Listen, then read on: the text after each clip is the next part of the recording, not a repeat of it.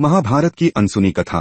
कर्ण की ढाल और कुंडल। महाभारत की कथा में कर्ण को एक महान योद्धा और दानवीर के रूप में जाना जाता है, लेकिन बहुत कम लोग जानते हैं कि उसके जीवन का एक सबसे बड़ा मोड़ उसकी ढाल और कुंडल से जुड़ा था।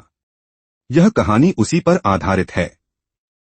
कर्ण का अनमोल कवच। कर्ण का जन्म सूर्यदेव और कुंती के पुत्र के रूप में हुआ था। जन्म से ही उसके शरीर पर एक दिव्य कवच, ढाल और कुंडल थे जो उसे अजेय बनाते थे। यह कवच और कुंडल वरदान स्वरूप उसे सूर्यदेव से प्राप्त हुए थे और जब तक ये उसके शरीर पर रहते उसे कोई भी अस्त्र शस्त्र हानि नहीं पहुंचा सकता था।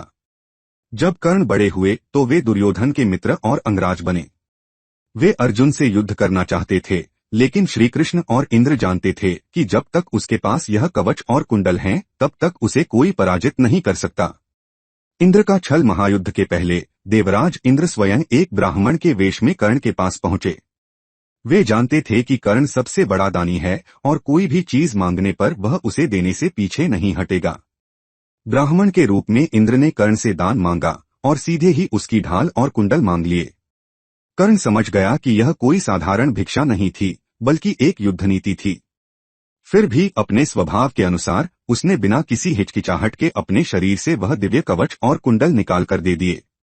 कर्ण का वीरतापूर्ण उत्तर। जब कर्ण ने उन्हें दान कर दिया तो इंद्र प्रसन्न हुए और बोले, हे कर्ण, तुमने अद्भुत दानवीरता दिखाई है।